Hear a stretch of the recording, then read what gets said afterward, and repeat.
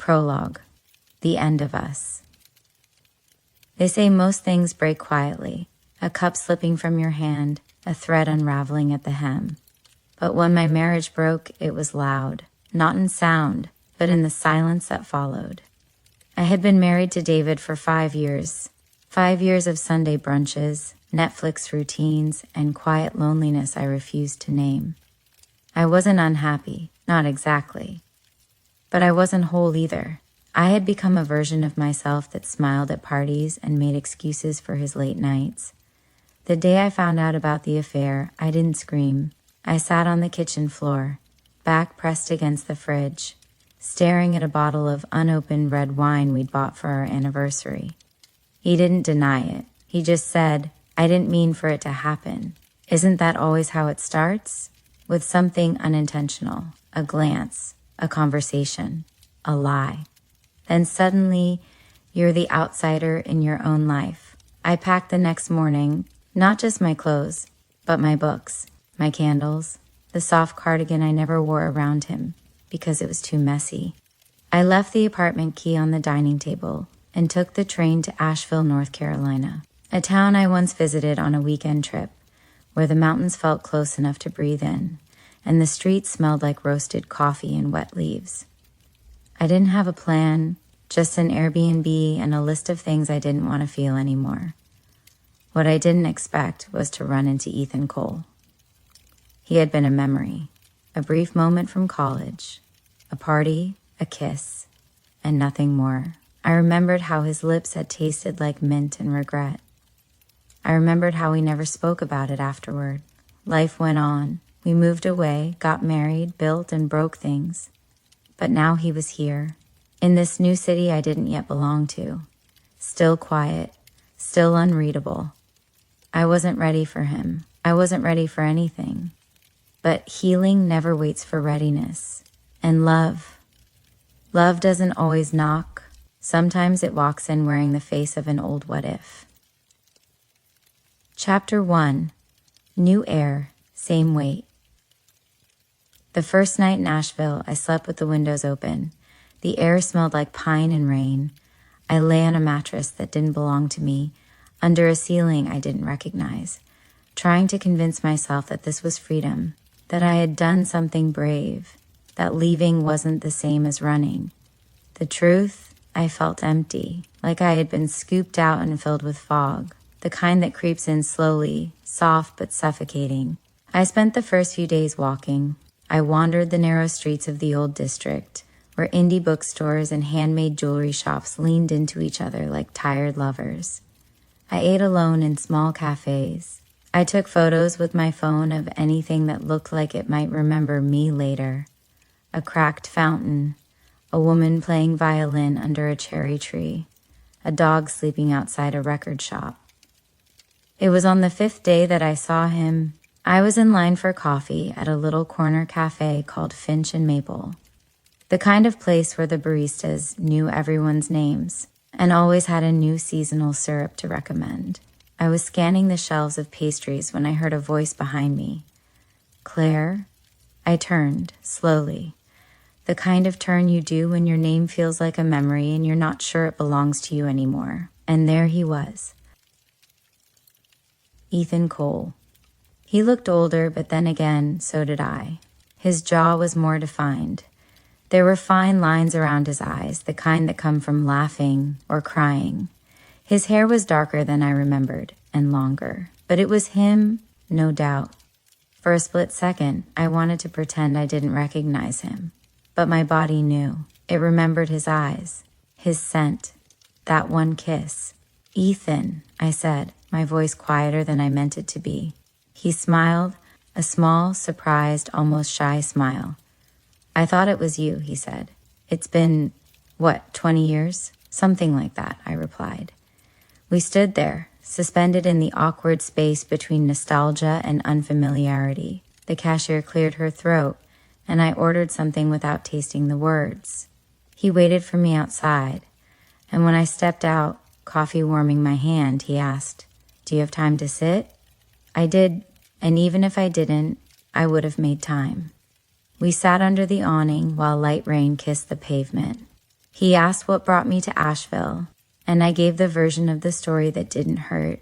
Needed a change. He nodded, not pressing. I learned Ethan had moved here 5 years ago, after leaving his job in finance to open a small vintage guitar shop. He lived above it. No kids, no wife. When he asked about David, I hesitated. Then I said, "We're not together anymore." He didn't say sorry, and I was glad for that. Instead, he just looked at me for a long moment, then said, "You look heavier. Not physically, or just like you're carrying something." I didn't know how to respond, so I sipped my coffee and watched the steam rise. He didn't push. Ethan never did. That was part of his danger. When we finally stood to leave, he touched my arm. "Hey," he said. "It's really good to see you." I smiled, but it felt like borrowed emotion. "Yeah," I said. "You too." As I walked away, my heart pounded for the first time in weeks.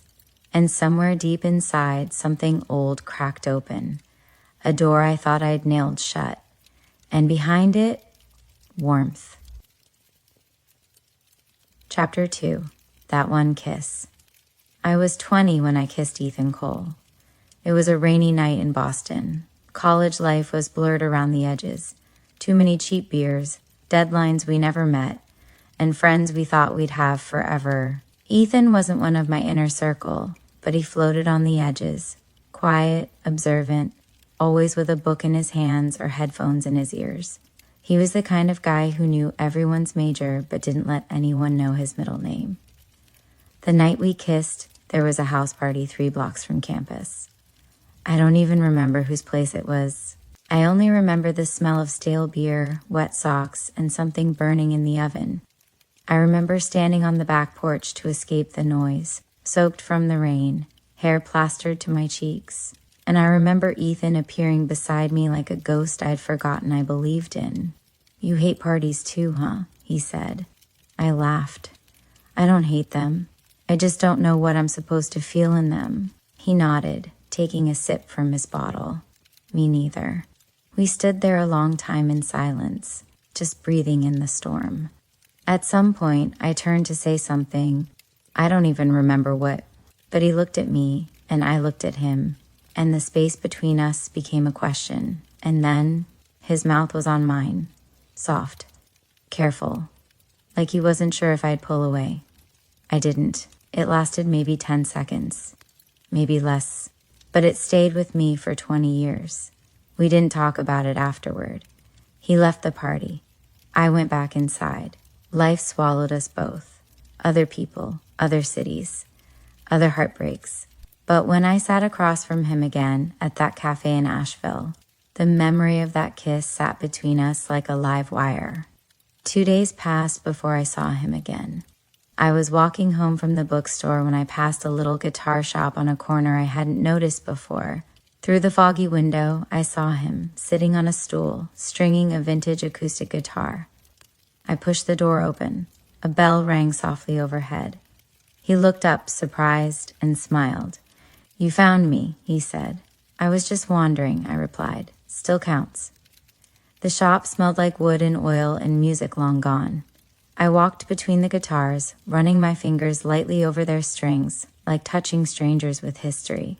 We talked about books, music, life since college, nothing about relationships, nothing about the past. But it was there, in the pauses, the unfinished sentences, the looks that lingered too long. As I turned to leave, he stopped me. "Claire," he said, voice low. "That night," I held up a hand. "You don't have to explain." "I know, but I've wanted to." I waited. He looked at me like he was choosing every word like a stone from a riverbed. "I kissed you because I wanted to, but I left because I was afraid of wanting more." I smiled, a tired, honest smile. "Yeah," I said, "that makes 2 of us." He stepped closer. We weren't touching, but the space between us felt warm, electric. Then he said it, quiet, almost like a memory. "Do you still think about it?" "Yes," I whispered. "Sometimes. Do you?" He nodded once. "All the time." I left that day with my heart thrumming in my chest like it had just remembered how to beat. Chapter 3. Cracks in the Surface. I wish I could say that things moved slowly after that second meeting, that I kept my distance, took my time, guarded my heart, but that would be a lie. The truth is, I started going to the guitar shop every day. Sometimes I'd pretend I just happened to be nearby.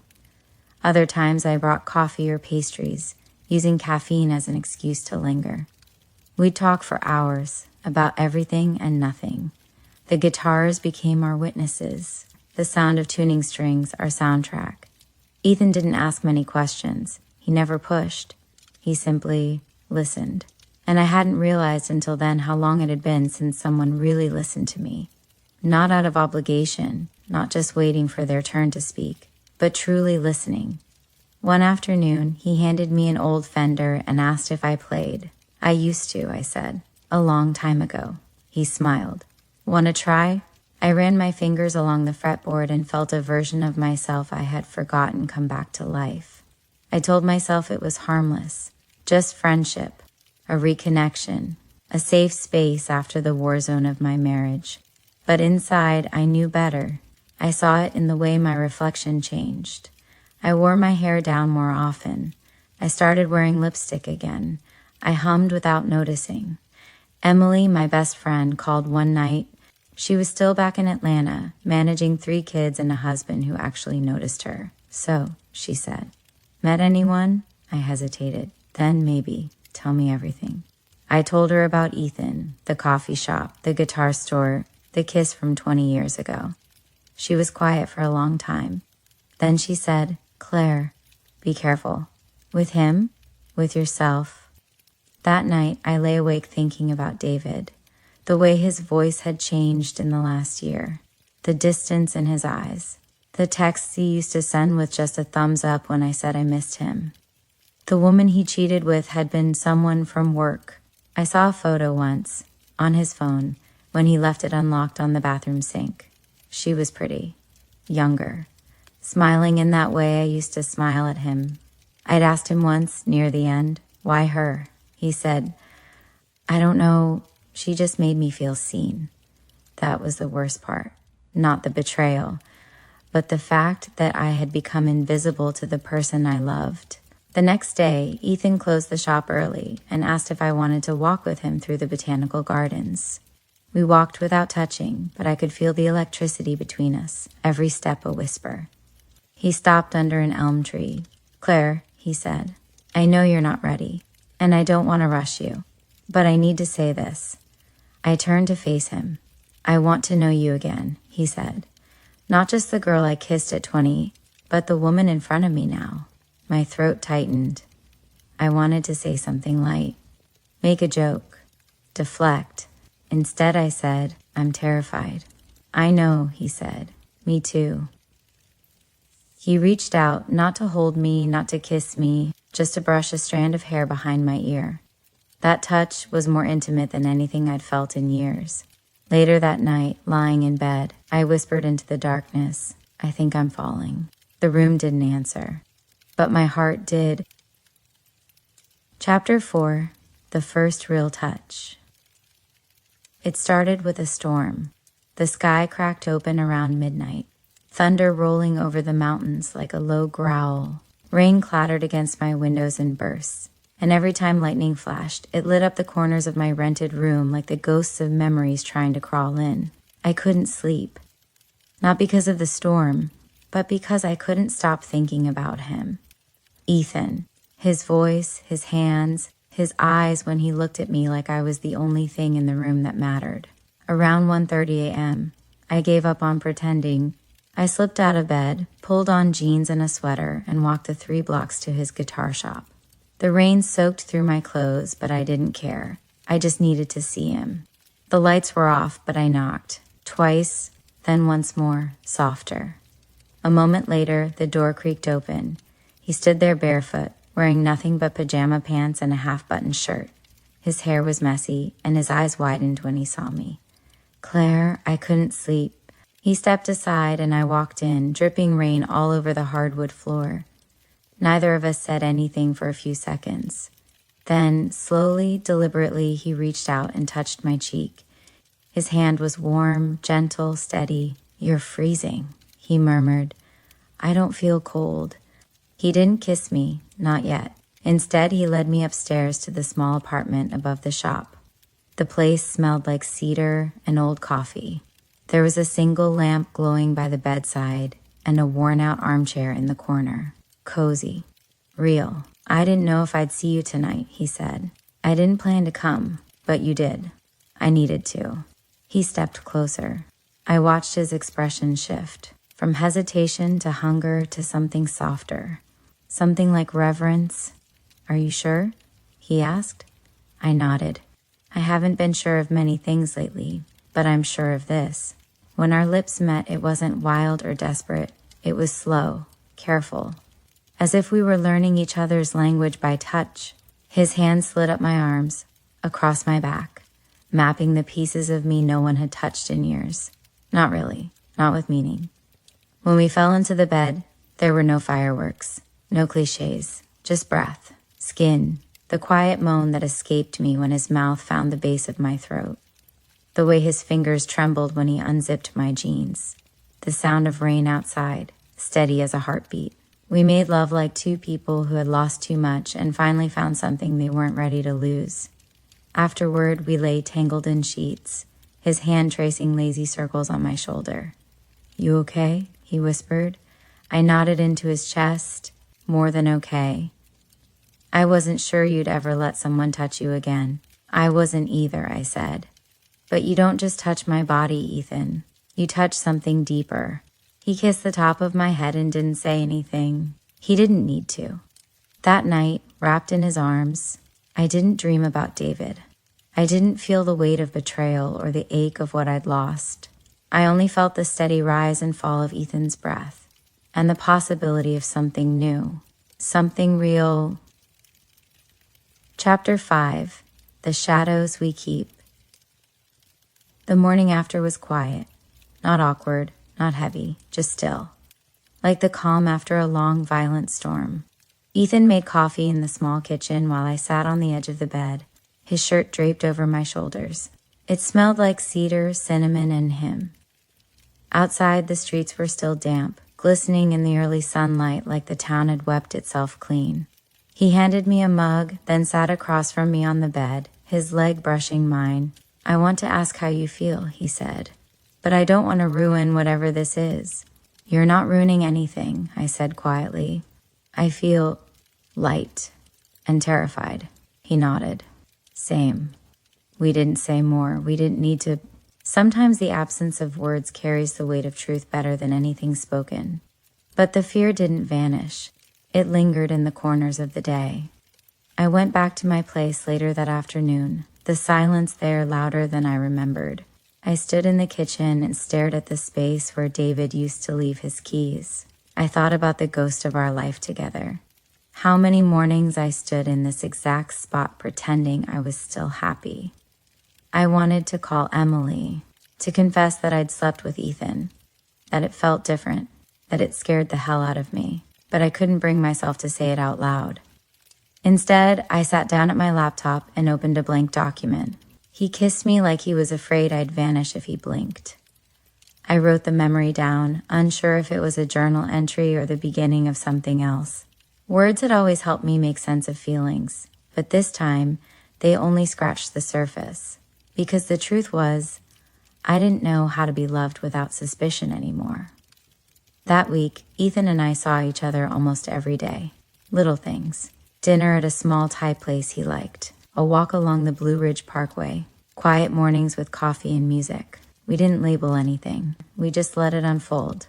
But shadows followed us. One night after we made love again, this time slower, more intense, he sat up in bed and stared out the window for a long time. "I need to tell you something," he said. My heart skipped. Okay. I was engaged once. That stopped me. She was called Lauren. We met in Chicago. She was warm, clever, loved jazz. We were planning a spring wedding, but she got sick. Aggressive leukemia. I reached out, touched his hand. He kept talking. I stayed with her until the end. I held her when she couldn't breathe anymore. And afterward, I ran. Left Chicago, left my job, left everything. Moved here with a guitar and guilt. I didn't speak. What could I say? He looked at me, eyes red-rimmed. You need to know that, because I'm afraid of losing again. And sometimes I pull away when I care too much. I nodded, emotion burning in my throat. I'm not asking for guarantees, Ethan, I said, but I am asking for honesty. If you need space, I can give you that, but don't disappear. He leaned in, forehead against mine. I don't want to disappear, not from you.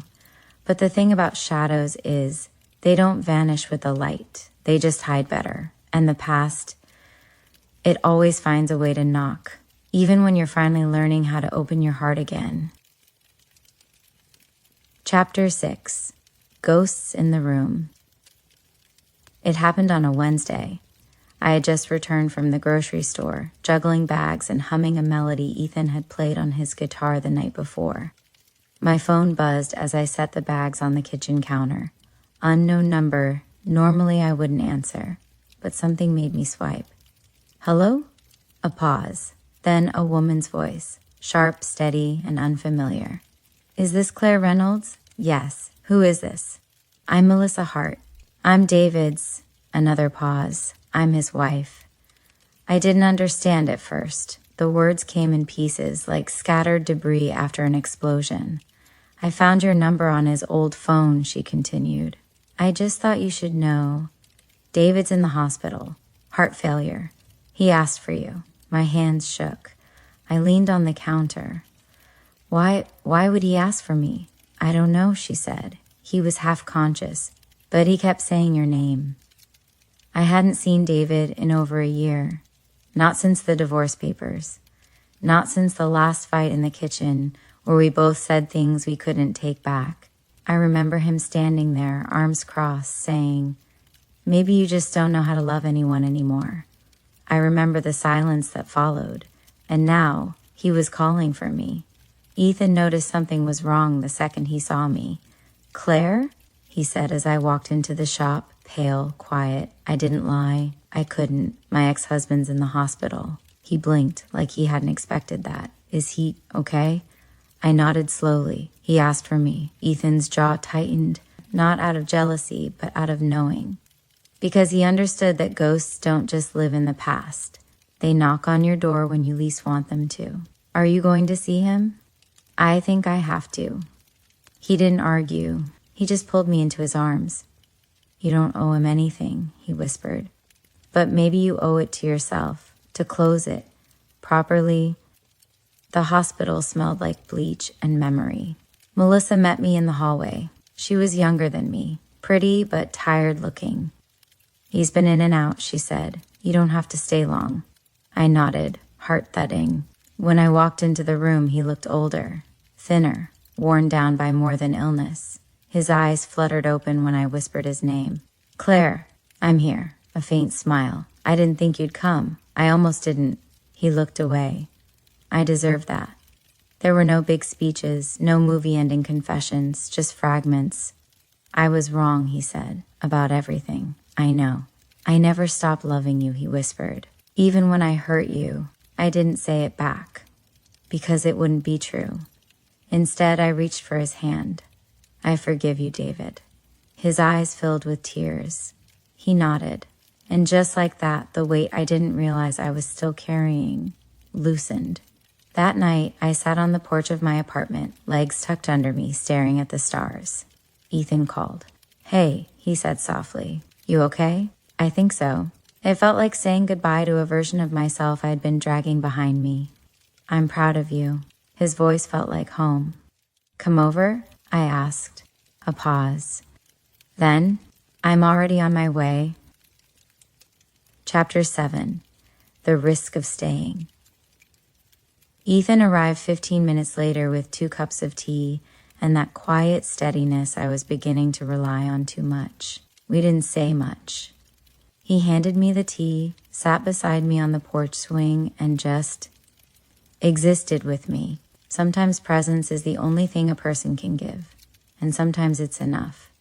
After a while, he spoke. Did it help seeing him? I nodded.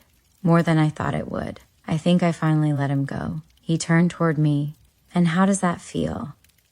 I smiled softly, like I'm finally making space for myself, for you, for whatever this is. Ethan looked away for a moment, then back at me. I've been thinking, he said, about staying in this town, in your life. I was only supposed to be here for a while, remember? Just until I figured myself out. You think you figured yourself out? I teased gently. No, he said, smiling. But I know what I want now. He brushed his thumb along the edge of my jaw, eyes searching mine like he was afraid I'd vanish. You. The word landed like thunder, quiet but shaking the ground underneath. I leaned into his touch. Then stay. We spent that night together, not like the first time, fueled by need and grief, but slow, deliberate, sacred. He undressed me like he was unwrapping something precious.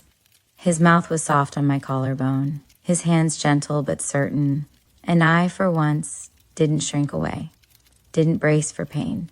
I welcomed it, the rawness, the exposure, the surrender. I let myself fall, and for the first time in years, I didn't hit the ground. In the weeks that followed, life began to reshape. I took a part-time job teaching creative writing at the community center. Ethan started offering music lessons on weekends. We painted his loft a warm terracotta, and I moved a few of my things in, without ever calling it moving in. One afternoon, as we rearranged his bookshelf, my old copy of Wuthering Heights fell to the floor. He picked it up, flipping through the worn pages. You still believe in this kind of love? He asked. Wild, tragic. I used to, I said. Now I believe in love that heals. He nodded. I like that. I wrapped my arms around his waist. Do you believe in us? I do, he said. But I'm scared too. Of what? Of losing this. Of messing it up. We might, I whispered, but maybe it's worth the risk. He kissed me like an answer, and so we risked it, every day. Because choosing to stay after so much loss is the bravest thing a person can do, especially when you've taught yourself for years that nothing good ever stays. But sometimes it does. And sometimes, love isn't a fire or a storm or a poem. Sometimes, love is the quiet decision to show up every day, even when it's hard, especially when it's hard. Chapter 8, The Shape of a New Beginning. The morning I officially moved in, there was no big announcement, no dramatic suitcase at the door. It happened slowly, one drawer at a time, a few books on a shelf, my favorite mug on the kitchen rack, until one day I realized I lived there now, with Ethan, and I wasn't afraid of it. We carved out new rituals like planting a garden, morning coffee with our fingers intertwined, Sunday pancakes, burnt edges and all, late night playlists, soft music echoing off the old brick walls. Life wasn't suddenly perfect, but it was solid, real. I started sleeping through the night. No more dreams of David, no more phantom footsteps in the dark. Instead, I dreamed of writing again, of building something that felt like mine. I dusted off an old manuscript I'd abandoned years ago. Ethan read it in one sitting. This is good, he said. It's unfinished. Then finish it. So I did. One rainy afternoon, I sat at the kitchen table editing the final chapter.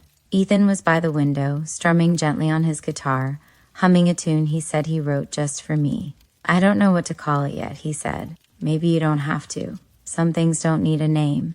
He smiled. Like us? No, I said, walking toward him. We have a name. He raised an eyebrow. And what is that? Home. But the past has a strange way of testing our peace. One evening, as we were locking up the shop, Melissa called. She said David had passed away in his sleep, peacefully, quietly, like the apology he never finished saying. I didn't cry, I just stood there, listening to the silence between her words. He left you something, she said. A letter. I can mail it, or I'll come pick it up, I said. Tomorrow. Ethan didn't ask me to explain. He just held my hand. You okay? He asked. I will be, and I meant it. The next day, I met Melissa outside the hospital. She handed me the envelope without ceremony. He wrote it the night after you visited. Thank you, I said. I didn't open it right away. not even when I got home. I waited until midnight, sitting on the floor beside our bed, the letter trembling in my hands. Inside it was short, barely a page. Claire, I used to believe you were the best thing that happened to me. But now I know. I was the worst thing that happened to you. I'm sorry I couldn't love you the way you deserved. If nothing else, I hope you find someone who does. Live the life I didn't know how to give you. David. I read it once, twice, and then, without a single tear, I folded it and placed it in the drawer. Not to forget, but to move forward. Weeks passed. The air grew warmer.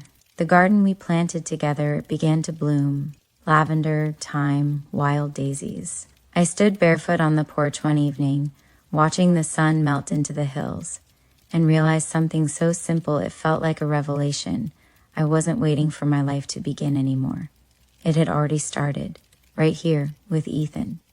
With me, with the quiet, aching joy of finally choosing myself. Chapter 9.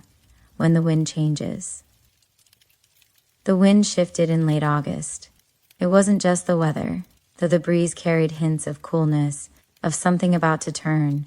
It was something in us, too, in the way Ethan started looking at me across the breakfast table like he was holding something back, in the way I found myself wanting more than quiet mornings and shared playlists. I was restless, but not unhappy. It felt like expansion, like my soul had grown, and the room around it needed to stretch. One evening after dinner, we sat on the porch, feet tucked under us, a bottle of wine between us. The cicadas hummed their tired summer song. I got offered a job, Ethan said quietly. I looked up. A job? He nodded. Teaching music at a university in Asheville. It's part-time, but it's something I thought I'd never want again. I waited. The fear came quickly, but not the way it used to. It didn't grip me. It just sat there, soft and curious. Do you want to take it? I think I do, he said. But only if you're okay with it. It's 3 hours away. I'd have to commute, or we'd have to figure something else out. I leaned back, exhaled. The stars above us blinked like soft answers to questions not yet asked. I want you to take it, I said. I want you to have the life you were afraid to dream about. His eyes shone. And what about us? I'm not afraid of us, I whispered. Not anymore. He reached for my hand, held it like he always did, gently, like a vow. A month later, we figured it out. He started commuting 3 days a week. I kept teaching writing at the community center. Weekends became sacred. Mornings were slower. Nights were filled with longing and reunion, and the kind of intimacy that only distance can sharpen. We didn't unravel. We stretched and didn't break. That fall, my book was accepted by a small publisher. The manuscript I thought would never be finished was now a story bound in paper and spine. Ethan surprised me with a cake that read, Chapter 1, again. And just like that, I started believing that maybe, just maybe, we don't get only one great love in life. Sometimes we get a second beginning. Sometimes the wind changes and carries us exactly where we're meant to be. Chapter 10, A Future Written in Ink. It was a quiet Sunday morning when Ethan placed a small wrapped box on my notebook as I typed. I looked up at him, still half asleep. What's this? He smiled. Open it. Inside was a delicate gold pen, my initials engraved near the tip. Simple, elegant. He kissed my shoulder. For your next book, he whispered. I blinked fast. It wasn't just a gift. It was a reminder that he believed in what I was becoming, that this version of me, stronger, softer, more honest, was worth celebrating. I love you, I said. I know, he replied. I love you too. The holidays came and went with laughter, new traditions, and moments so beautiful I sometimes had to step away and cry in gratitude. We visited his parents for Christmas. His mother squeezed my hand as she passed the mashed potatoes and said, He smiles more now. Thank you for that. I smiled back. He saved me too. Ethan got me a leather-bound journal and wrote on the first page, Let's keep writing our story, no matter how messy it gets. In early spring, the bookstore under our loft announced it was closing. The owner was retiring. I felt a familiar ache, change again. But Ethan just smiled. What if we bought it? My mouth fell open. Bought it? Yeah. What if we turned it into something new? A space for books, yes, but also music, and writing, and healing. I stared at him. The man I once thought would only stay for a season was now offering roots, dreams, a life. Let's do it, I said. We called it Chapter House, a place for readers, writers, wanderers, and people learning to begin again, just like we did. And on one unusually warm April evening, with the shop nearly ready to open and the shelves half stocked, Ethan asked me to dance. No music, just the two of us in the middle of the store, the scent of fresh paint and ink in the air. Marry me, he whispered against my hair. I pulled back slightly, eyes wide. What? I know we've both been broken, but maybe we're not meant to be whole. Maybe we're meant to fit into each other's cracks. Tears slipped down my cheeks. Yes, he didn't have a ring then, just his heart in his hands. And that was enough. Epilogue, Claire's words. If you had told me 2 years ago that I'd be here, engaged, building a business, publishing a book, I would have laughed or cried. But grief is not a dead end. It's a bend in the road. And love? Love is not always fireworks and certainty. Sometimes it's quiet. Sometimes it arrives after loss, wearing the face of a man you once kissed in the rain and never forgot. I used to think love had to be perfect to be real. Now I know the truth. It just has to be brave. And I am. We are. Always